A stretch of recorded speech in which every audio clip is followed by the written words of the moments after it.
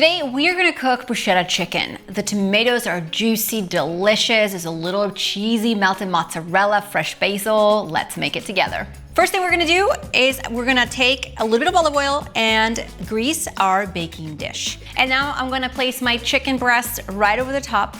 I'm going to season them with salt, pepper, dried oregano, dried basil, generously all over our chicken. Now we're gonna bake this in our preheated oven. And I know you're gonna love this recipe, so make sure to grab the ingredient measurements in the description box below this video. And if you love fresh recipes like this one, give it a thumbs up so I know to make more on my channel. Up next, I'm going to make the bruschetta that we're gonna place over our chicken. So the first thing I want to do is I have some cherry, or these are grape tomatoes, and slice them in half. So when they bake, all the juices go with our chicken and you won't have dry chicken breasts. To our tomatoes, I'm going to add finely chopped red onion and some fresh basil. To the bowl, I'm going to add some olive oil, salt, and pepper.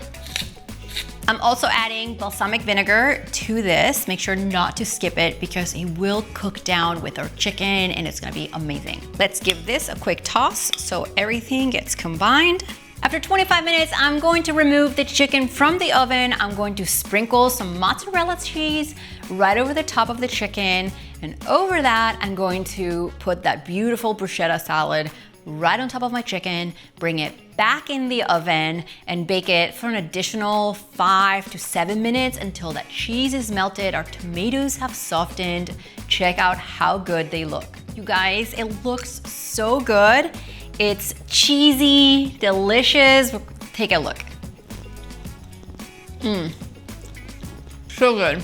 Now, if you wanna make this recipe right now, make sure to check out this video in case you have not thawed out your chicken. I show you 3 ways on how to thaw chicken really quick. See you guys next time.